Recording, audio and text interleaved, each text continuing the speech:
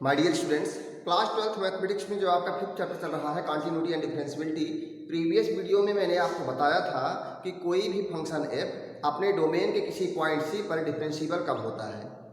आइए आज की इस वीडियो में हम कुछ थ्योरम्स प्रूफ करेंगे और उसके पहले आप जान लेते हैं कि मान लीजिए कोई फंक्शन एफ है, कोई भी फंक्शन एफ है, वो क्लोज्ड इंटरवल ए बी में डिफरेंशिएबल तब कहा जाता है यदि उस क्लोज्ड इंटरवल ए बी के हर एक पॉइंट पर वो फंक्शन एफ डिफरेंशिएबल हो। और पहली चीज, और दूसरी, कोई भी function F open interval A B में डिफरेंशिएबल तब होता है यदि वह function F open interval A B के हर एक पॉइंट पर डिफरेंशिएबल हो। तो शायद आपको इतनी बात समझ में आई होगी। और एक बात और, यदि हम यहाँ पर बात करें तो आपको पता है कि इंड पॉइंट, जो आपका इंड पॉइंट ए है और बी है, आप देख रहे हैं यह का डोमेन क्या है, क्लोज्ड इंटरवल ए बी है यहाँ पर। तो जो क्लोज्ड इंटरवल ए बी के इंड पॉइंट्स हैं, इंड पॉइंट्स में जो आप लेफ्ट का इंड पॉइंट ए देख रहे हैं, ए, इसका लेफ्ट हैंड डेरिवेटिव पॉसिबल नहीं होगा। और यहाँ पर b का यदि हम राइट हैंड डेरिवेटिव लेना चाहें तो इसका राइट हैंड डेरिवेटिव पॉसिबल नहीं होगा। तो आप देख पा रहे हैं कि इसका लेफ्ट हैंड डेरिवेटिव और इसका राइट हैंड डेरिवेटिव पॉसिबल नहीं होगा, बिल्कुल उसी तरह से जैसे लेफ्ट हैंड लिमिट और राइट हैंड लिमिट a और b का क्रम से पॉसिबल नहीं है। तो शायद आप इतना समझ पा रहे होंगे। जबकि ओपन इंटरवल ए बी में इंड पॉइंट ए और बी है ही नहीं है, ए और बी के पहले वाले, ए के बाद वाला पॉइंट इसमें इंक्लूड है और बी के पहले वाले सारे पॉइंट इसमें इंक्लूड है, यानी कि ए और बी के बीच वाले सारे पॉइंट इसमें इंक्लूड है ओपन इंटरवल ए बी में। तो शायद आपको इतना समझ में आया होगा कि कोई भी function F closed interval A B में डिफरेंशिएबल तब होता है यदि वह function F closed interval A B के हर एक पॉइंट पर डिफरेंशिएबल हो। उसी तरह से कोई भी function F open interval A B में डिफरेंशिएबल तब होता है यदि वह function F open interval A B के हर एक पॉइंट पर डिफरेंशिएबल हो। यही बात मैंने यहाँ पर लिख दिया है कि function is said to be differentiable in an interval closed interval A B if it is differentiable at every point of closed interval A B.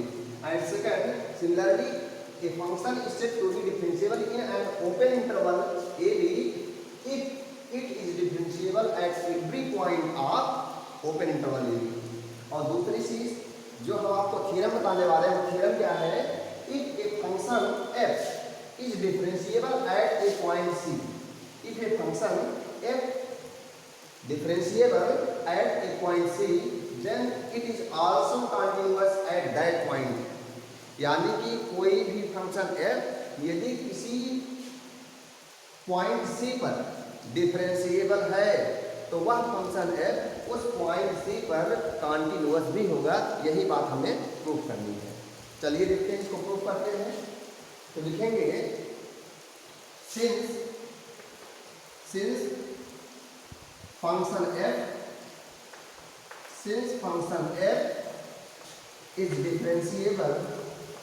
is differentiable at point c, since function f is differentiable at point c, यहाँ पर c क्या है, एक real number है। किसी point c पर क्या है, मान लीजिए कोई फंक्शन डिफरेंशिएबल है, देन तो क्या होगा, तो f dash c, then f dash c will be equal to f of x minus f of c upon x minus c, ये होगा। ध्यान दीजिए। और लिमिट ले लेते हैं, लिमिट तो लिया ही नहीं मैंने, इक्वल टू क्या होगा, this will be equal to limit of f of x minus F C upon x minus C at x tending to c। तो आप समझ रहे होंगे कि आपको पहले से पता है f डैश c क्या होता है। f डैश c का मतलब क्या, f dash x at x equal to c, यही है f डैश c। तो आपको पता है f डिफरेंशिएबल है किसी पॉइंट c पर, ये होता है। जबकि आपको पता है एक बात, इस बात को मैंने इस तरह से आपको बताया है कि f डैश c का लेफ्ट लिमिट, इसमें जान लीजिए left hand derivative right hand derivative दोनों का इन्वॉल्वेशन है इसमें। ये ये जो आप देख रहे हैं डैश सी जो यहाँ पर दिखाया गया, मैंने पहले वीडियो में ही बताया था, जस्ट प्रीवियस वीडियो जहाँ पर मैंने कॉन्सेप्ट ऑफ डिफरेंशियबिलिटी बताया है, वहाँ पर मैंने बताया कि ये क्या है वास्तव में।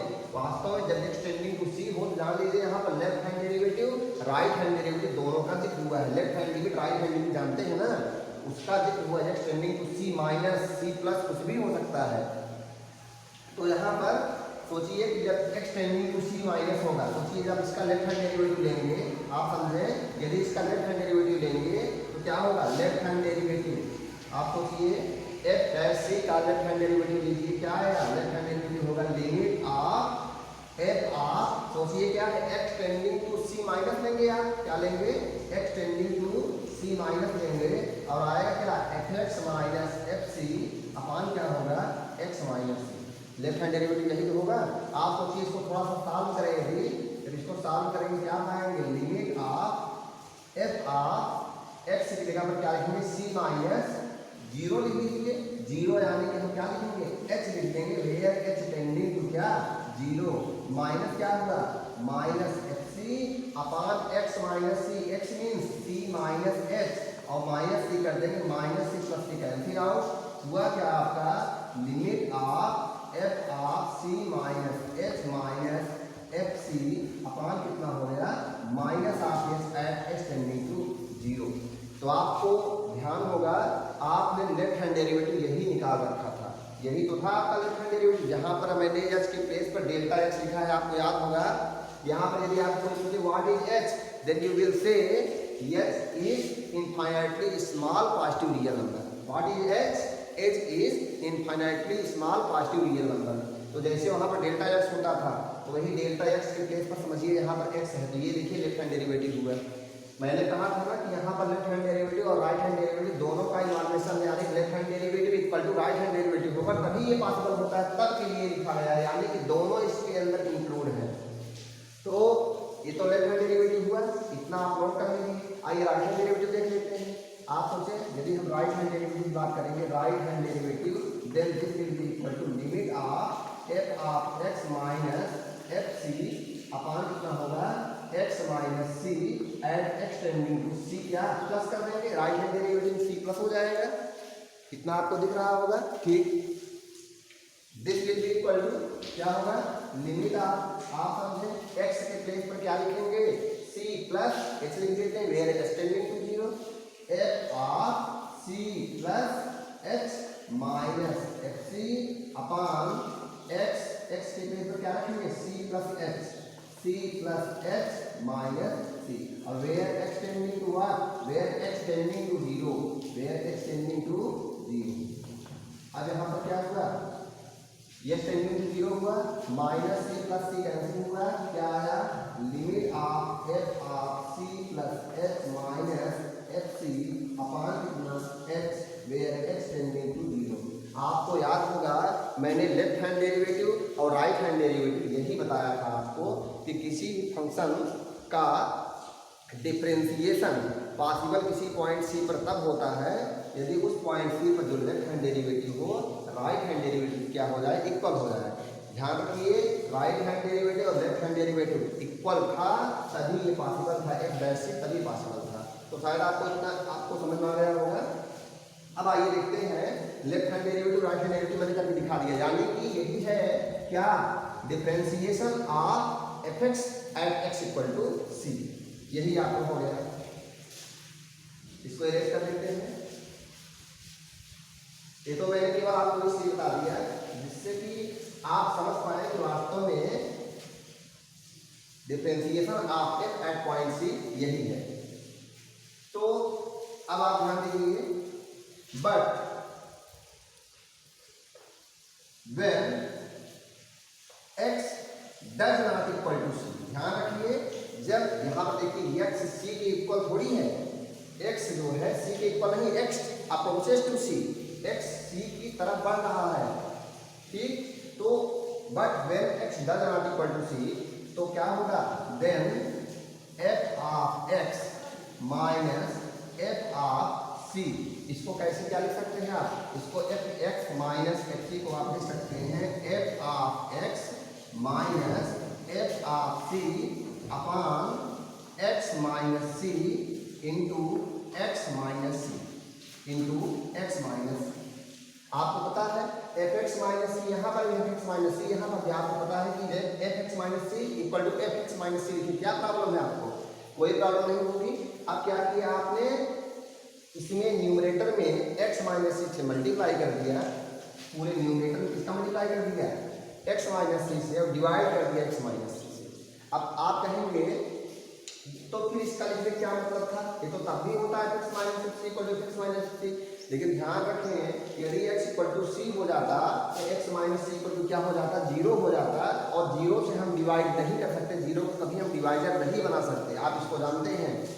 अब क्या करना है हमें, दोनों साइड में क्या ले लेते हैं, लिमिट ले लेते हैं। तो क्या होगा, limit of F of X minus F C at x tending to C equal to क्या, अब इसकी लिमिट लेंगे, क्या आएगा, लिमिट ऑफ ये आप समझो ये एफ एक्स है, आप इसको समझो ये जी एक्स है, तो आप देखिए क्या हुआ, limit of x tending to c, इसका लिमिट लेंगे इस पूरे फंक्शन का, ये जो पूरा फंक्शन क्या है, f x minus F C upon x minus c into, ये मान लीजिए हो गया इतना, इतना हो गया, और इंटू कितना है, x minus C.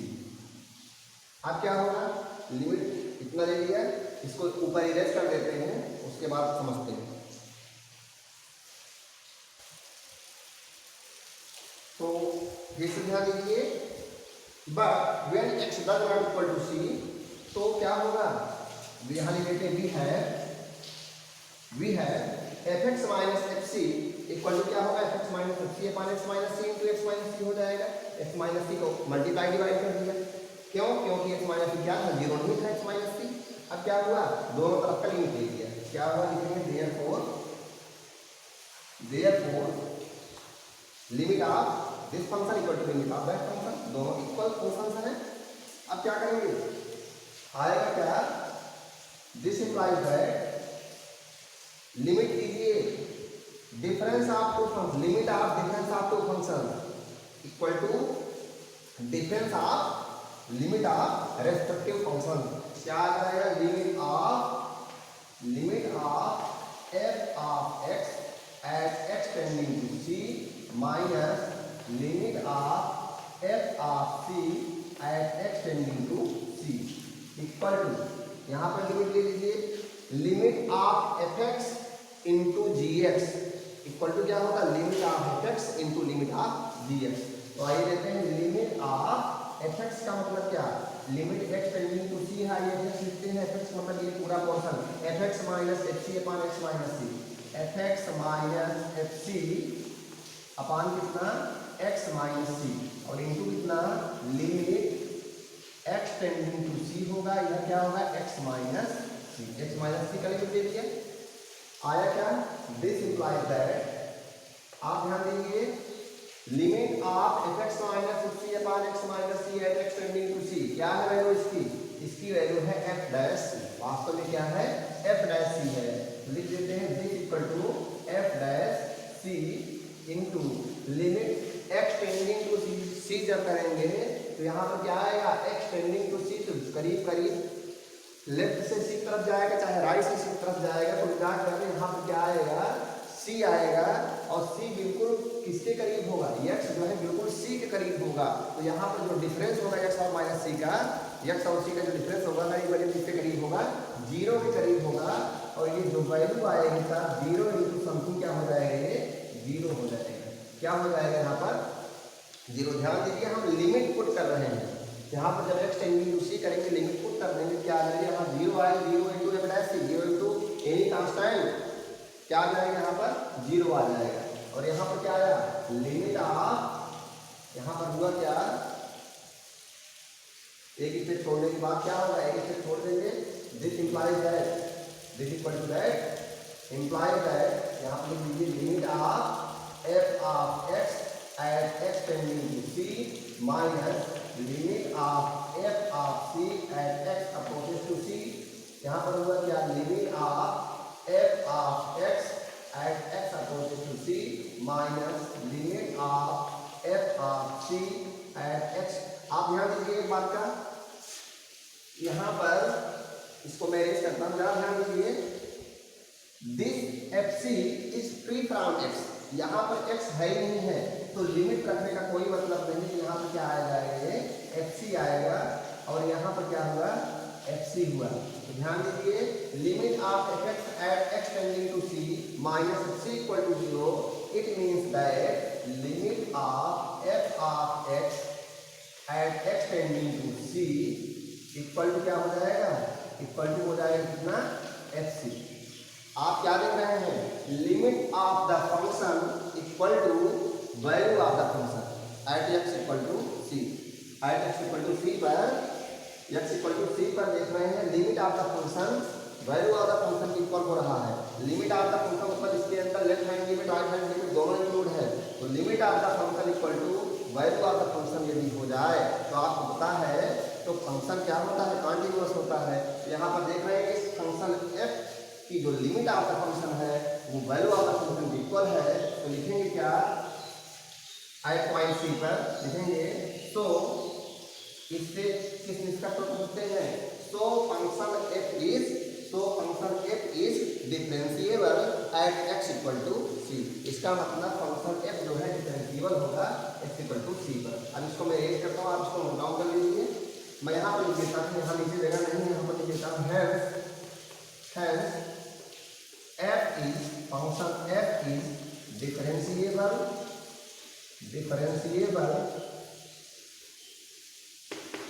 At x equal to c. इसका मतलब फंक्शन एफ जो है एक्स इक्वल टू सी पर क्या है, डिफरेंशिएबल है। तो इसी तरह से सोचिए, यदि हर एक पॉइंट पर आप समझे, यदि कोई फंक्शन हर एक पॉइंट पर अपने डोमेन के हर एक पॉइंट पर डिफरेंशिएबल है, तो इसका मतलब वह फंक्शन एफ अपने उस हर एक पॉइंट पर कॉन्टिन्यूअस भी है। तो हम कह सकते हैं every differentiable function is a continuous function. Every differentiable function is a continuous function, ये कह सकते हैं। तो हम यहाँ एक निष्कर्ष तक पहुँचते हैं, हम यहाँ पर एक निष्कर्ष तक पहुँचते हैं क्या, कि every differentiable function is a continuous function. Every differentiable function is a continuous function. आइए लिख लेते हैं इसको, every differentiable function is a continuous function. तो लिखेंगे एक रिजल्ट है ये क्या, every differentiable function, every differentiable function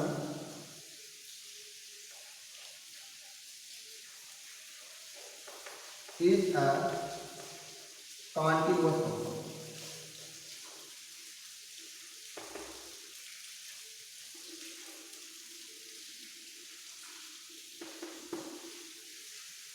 लेकिन हर कॉन्टिन्यूअस फंक्शन डिफरेंशिएबल हो ये जरूरी नहीं।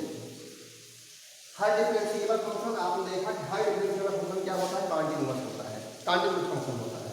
लेकिन हर कॉन्टिन्यूअस फंक्शन डिफरेंशिएबल नहीं होता है। आइए इसको करके देखते हैं। इस प्रूफ को मैं रेज करता हूँ, आप इसको नोट डाउन कर लीजिए, इसका पूरा proof.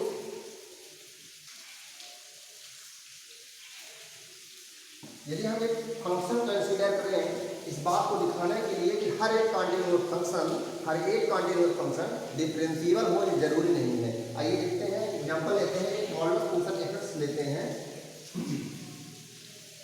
A function F defined by F X equal to modulus of x.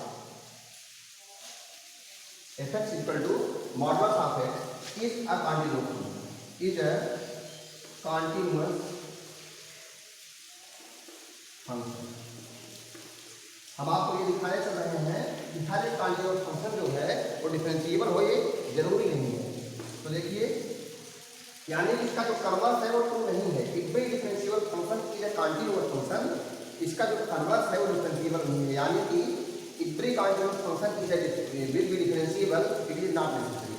So a function f is defined by f equal to modulus of x is a continuous function। ठीक है, continuous function में दिया हुआ है। आइए देखते हैं differentiable है कि नहीं। डिफरेंशिएबल होने के लिए क्या करते हैं, हम लेफ्ट हैंड डेरिवेटिव लेंगे और राइट हैंड डेरिवेटिव लेंगे। इस फंक्शन एफ का लेफ्ट हैंड डेरिवेटिव चेक करेंगे और राइट हैंड डेरिवेटिव चेक करेंगे। यदि left hand derivative right hand derivative की इक्वल हो जाएगा तो हम कहेंगे ये फंक्शन डिफरेंशिएबल है। तो आइए देखते हैं, चेक करते हैं।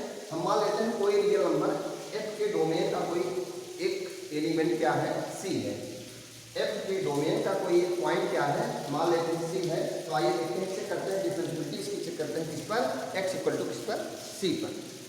तो x इक्वल टू सी पर यदि हम डिफरेंशिएबिलिटी चेक करें, हम सी पर चेक कर सकते हैं, जीरो पर चेक कर सकते हैं, किसी एक पर चेक कर सकते हैं। तो हर एक रियल नंबर के लिए मुझे चेक करना होगा। यदि मैं सी के लिए चेक करूं तो सी इक्वल टू हर एक रियल नंबर के लिए चेक करना होगा। आपको एक बात पता है कि हम तो वो चेक करेंगे जहाँ पर फंक्शन डिफरेंशिएबल, जिस पॉइंट पर फंक्शन डिफरेंशिएबल नहीं है। आपको पता है, एक बात मैंने बताया है कि मॉडुलस फंक्शन एक्स ग्राफ कुछ इस तरह से जाता है, कुछ इस तरह से जाता है। ये मॉड ऑफ एक्स का जो ग्राफ है, X equal to mod of X का जो ग्राफ है कुछ इस तरह से जाता है। आपको इतना पता है, आपका 1 पर 1 आता है, 1 पर क्या आता है 1, 2 पर क्या आता है 2 पर क्या आता था 2 आता था 2 आता था, और -1 पर क्या आता था, -1 पर भी क्या आता था 1 आता था, -2 पर क्या आता था, -2 पर क्या आता था 2 आता था। इस तरह से आप देखते थे क्या ग्राफ ये बनता था। आपको पता है हर एक पॉइंट पर आप टेंजेंट खींच सकते हो। टेंजेंट क्या होगा इस पॉइंट पर, यदि मैं टेंजेंट, तो मैंने कहा था कि कोई फंक्शन डिफरेंशिएबल किसी पॉइंट पर तब होता है यदि उस पॉइंट पर टेंजेंट खींचा जा सके। तो आप बताएं इस पॉइंट पर टेंजेंट क्या होगा, लाइन जो खुद है ये खुद टेंजेंट का काम कर रही है। तो ये इस पर जो खींचा गया था, यहाँ जहाँ पर कोई भी पॉइंट ले सब पर टेंजेंट वही होगा। लेकिन इस पॉइंट के लिए आप समझे इसका ग्राफ कुछ इस तरह से है। आप बताइए इस पॉइंट के लिए बात करो, इस पर टेंजेंट आप कैसे खींच सकते हैं। x इक्वल टू, आप देखिए x इक्वल टू यदि मैं जीरो लूँ domain x equal to zero पर, इस पर टेंजेंट ये लेंगे, कौन सा टेंजेंट आप मानेंगे। यहाँ पर इनफाइनाइट में एक टेंजेंट खींचे जा सकते हैं, जबकि टेंजेंट एक पॉइंट पर किसी फंक्शन f(x) के ग्राफ पर यदि किसी एक पॉइंट पर हम चेक कर रहे हैं, टेंजेंट खींच रहे हैं, तो वो टेंजेंट यूनिक होना चाहिए, एक से अधिक टेंजेंट नहीं बनना चाहिए। यानी कि जितने भी टेंजेंट उस पॉइंट पर खींचे उसका स्लोप एक ही आए, यानी कुल मिलाकर यूनिक टेंजेंट बनना चाहिए। जबकि यहाँ पर आप देखें इनफाइनाइट मेरी टेंजेंट बन के तैयार हो रहे हैं। तो जाहिर सी बात है कि इस फंक्शन f(x) यानी मॉडुलस फंक्शन के इस पॉइंट पर, यानी कि x इक्वल टू यदि मैं जीरो लूँ तो जीरो पर ही ये पॉइंट मिलेगा। तो x इक्वल टू जीरो पर आप जो है इस फंक्शन को डिफरेंशिएबल नहीं बोल सकते। यानी कि x इक्वल टू जीरो पर ये फंक्शन डिफरेंशिएबल नहीं होगा, क्योंकि x इक्वल टू जीरो पर यहाँ पर जो पॉइंट मिल रहा है वहाँ पर यूनिक टेंजेंट नहीं बन रहा है। तो यही बात हम दिखाएंगे कि ये जो है कॉन्टिन्यूअस नहीं है। हर जगह कॉन्टिन्यूअस तो आ रहा है, लेकिन यहाँ इस पॉइंट पर कॉन्टिन्यूअस फंक्शन नहीं, ये डिफरेंशिएबल नहीं आ रहा। हर जगह कॉन्टिन्यूअस है, हर जगह हर एक पॉइंट पर कॉन्टिन्यूअस है, यहाँ से लेकर हर एक पॉइंट पर कॉन्टिन्यूअस है। लेकिन यदि डिफरेंशिएबिलिटी की बात करें तो डिफरेंशिएबल हर एक पॉइंट पर तो आ रहा है। यही x इक्वल टू जीरो पर यही टेंजेंट जो है सिंगल नहीं आ रहा है, यानी यूनिक टेंजेंट नहीं आ रहा है। तो यदि हम दिखाएंगे कि x इक्वल टू जीरो पर ये डिफरेंशिएबल नहीं है, तो यानी कि हर एक पॉइंट पर, यदि एक पॉइंट पर डिफरेंशिएबल नहीं है तो यानी कि आपको क्या पता चला कि ये फंक्शन f(x) जो है हर एक पॉइंट में डिफरेंशिएबल नहीं है। तो आइए देखते हैं, तो क्या लिखेंगे हम यहाँ पर, तो किस पर चेक करेंगे हम, left hand derivative right hand derivative, right hand derivative left hand derivative हम चेक करेंगे x इक्वल टू जीरो पर। तो आइए चेक करते हैं। Now for differentiability,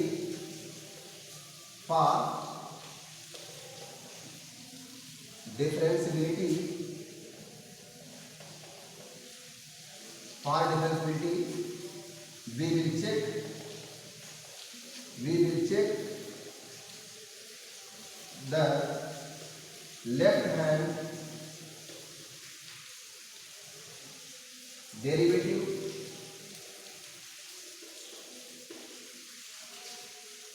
and right hand derivative and right hand derivative. आइए चेक करते हैं, बताइए लेफ्ट हैंड डेरिवेटिव क्या होगा। हम किस पर लेफ्ट हैंड डेरिवेटिव चेक करेंगे, हम किस पॉइंट पर लेफ्ट हैंड डेरिवेटिव चेक करेंगे? x इक्वल टू 0 पर हम लेफ्ट हैंड डेरिवेटिव चेक करेंगे और x इक्वल टू 0 पर ही हम राइट हैंड डेरिवेटिव चेक करेंगे, क्योंकि x इक्वल टू 0 पर ही हम दिखा पाएंगे कि फंक्शन डिफरेंशिएबल नहीं है। तो क्या होगा? लिमिट ऑफ f आप क्या होता है? लेफ्ट हैंड डेरिवेटिव क्या होता है? लेफ्ट हैंड डेरिवेटिव किस पॉइंट पर देख रहे हैं? We will check the left hand derivative और right hand derivative at point किस पर? At point 0 at point is equal to क्या? 0 पर चेक कर लीजिए। तो लेफ्ट हैंड डेरिवेटिव क्या होगा? x टेंडिंग टू क्या लिख देते हैं? h टेंडिंग टू क्या? 0 माइनस लिखेंगे f आप क्या 0 माइनस लिखेंगे और यहाँ क्या होता है? x माइनस x होता है। क्या होता है?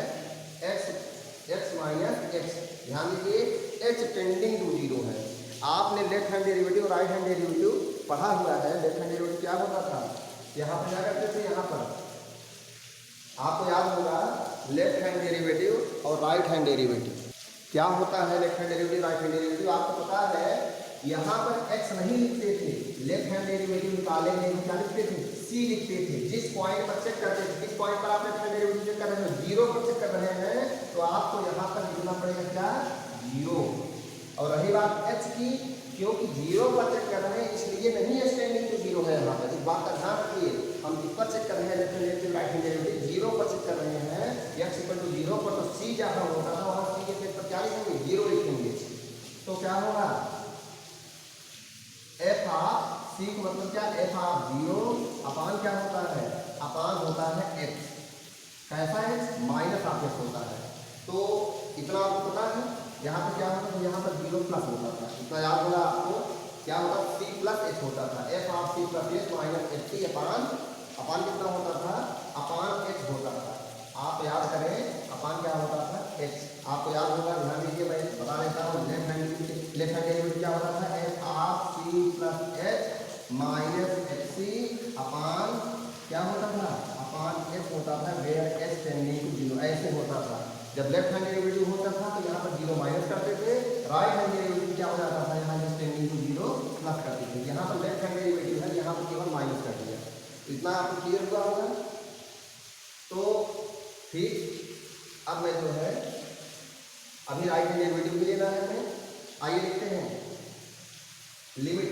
अब लिमिट कर देते हैं 0 माइनस क्या लिखेंगे? x टेंडिंग टू 0 माइनस, यानी कि x पॉजिटिव भी हो सकता है, नेगेटिव भी हो सकता है।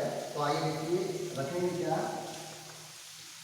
f ऑफ 0 प्लस यहाँ क्या 0 माइनस रखेंगे। जाहिर सी बात है 0 माइनस रखेंगे, 0 माइनस के रख लीजिए आप ये ध्यान रखें।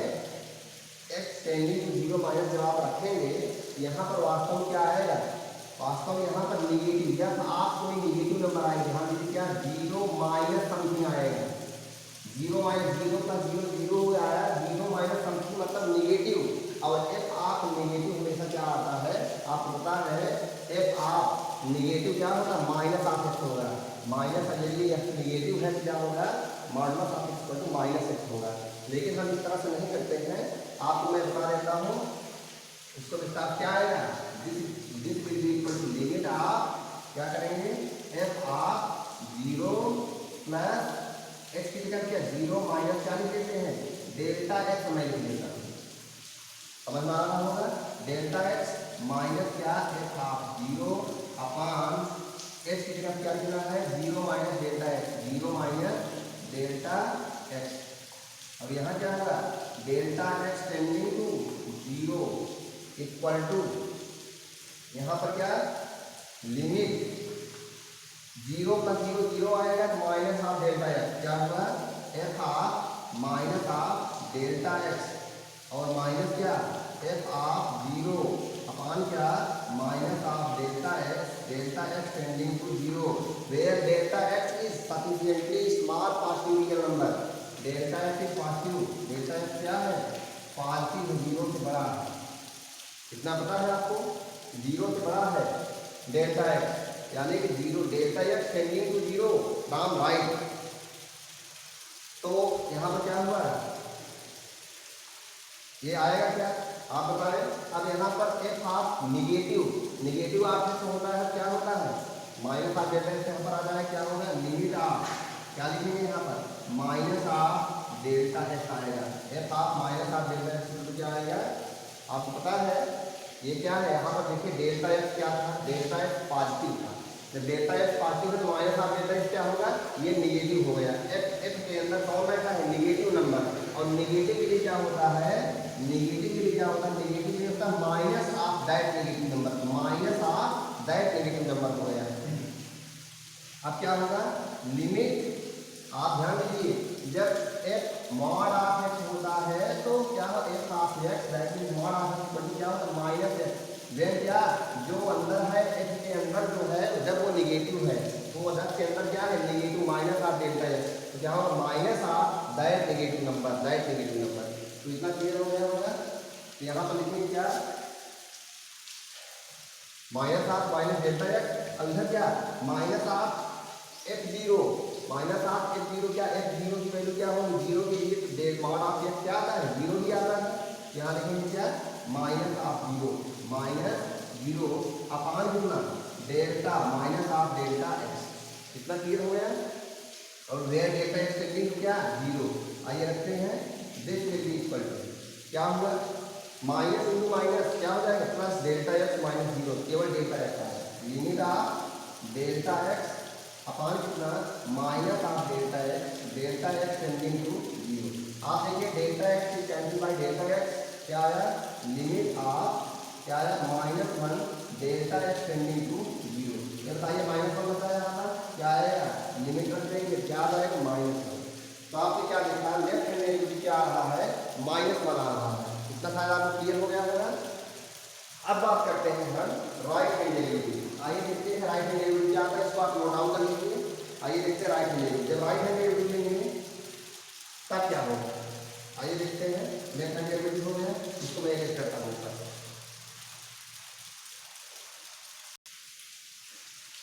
आइए देखते हैं राइट हैंड डेरिवेटिव क्या होगा, right hand derivative equal to limit of F of क्या होगा, जीरो माइनस एस या plus s, zero plus s minus f zero upon क्या होता था, x at x tending to zero from right. तो फिर से वही बात, हम यहाँ पर क्या करें, जीरो प्लस डेल्टा एफ लिखते हैं, भाई जीरो प्लस जीरो लिख सकते हैं, tending to zero plus zero, और जीरो में delta f tending to zero कर देंगे वही आएगा। तो ऐसे कर देते हैं, लिमिट ऑफ एफ ऑफ क्या, जीरो प्लस एक्स की जगह क्या करते हैं, जीरो प्लस कितना, डेल्टा एक्स कर देते हैं, माइनस एफ जीरो अपान कितना, एक्स की जगह पर zero plus delta x into, अब यहाँ क्या x approaches to zero, limit क्या है, एक्स अप्रोचेस टू जीरो हो गया। लेकिन ध्यान दीजिए क्या है, डेल्टा एक्स है ना यहाँ पर, अब यहाँ पर एक्स तो है नहीं, यहाँ पर एक्स कहाँ है, एक्स की प्लेस पर मैंने लिमिट रख लिया, तो क्या delta x tending to zero लिखना था आपको, क्या लिखना था, delta x tending to zero. ध्यान दीजिए डेल्टा एक्स क्या हो गया, tends to zero, this will be equal to limit of इसका इसका आएगा क्या, जीरो प्लस जीरो जीरो आएगा, और क्या है डेल्टा एक्स माइनस क्या एफ ऑफ जीरो क्या है, जीरो आएगा अपान क्या आ गया, delta x when delta x tending to limit of delta x approaching to क्या, जीरो। आपको पता है डेल्टा एक्स क्या है, sufficiently small positive real number है। अब यहाँ पर क्या है, infinitely small positive real number.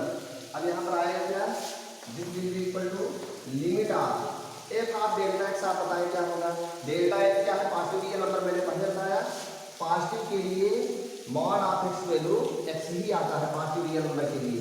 तो यहाँ पॉजिटिव में क्या है, इसके लिए डेल्टा एक्स ही आएगी, डेल्टा एक्स माइनस जीरो, ऊपर क्या है नीचे क्या है डेल्टा एक्स, लिमिट क्या delta x upon x at delta x tending to zero, delta x cancel by delta x, we will get limit of 1 at delta x tending to zero.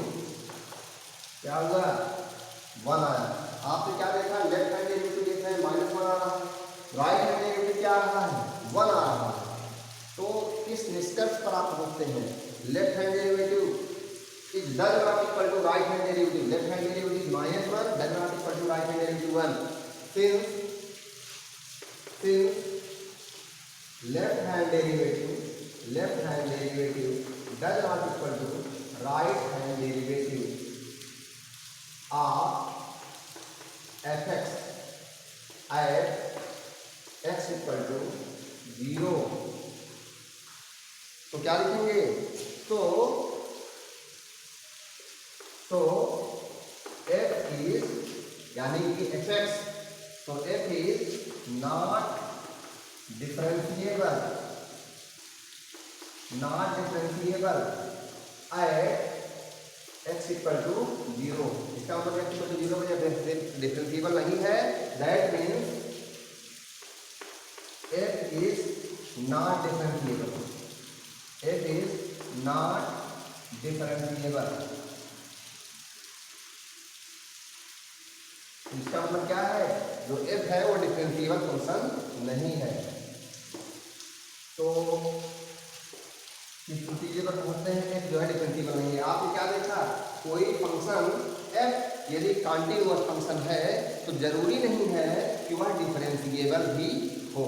तो शायद आपको ये बात क्लियर हो गई होगी। तो अब आगे जानते हैं डेरिवेटिव ऑफ कंपोजिट फंक्शन। अब हम बात करेंगे डेरिवेटिव ऑफ कंपोजिट फंक्शन का। तो यहाँ पर इस वीडियो में केवल इतना ही आपको बताएंगे, नहीं तो ये वीडियो लंबा हो रहा है। तो आज की वीडियो में बस इतना ही। नेक्स्ट वीडियो हम बताएंगे आपको डेरिवेटिव ऑफ कंपोजिट फंक्शन। तो डेरिवेटिव ऑफ कंपोजिट फंक्शन को हम नेक्स्ट वीडियो में बताएंगे। और किसी भी कंपोजिट फंक्शन का डेरिवेटिव कैसे निकाला जाता है, चेन रूल से निकालते हैं, तो उसको हम नेक्स्ट वीडियो में डिस्कस करेंगे। यहाँ तक यदि आपको कोई प्रॉब्लम हो तो उसको आप कमेंट करके बता सकते हैं, अन्यथा आप जो है इस पर बेस्ड क्वेश्चंस को सॉल्व कर सकते हैं। Thank you very much.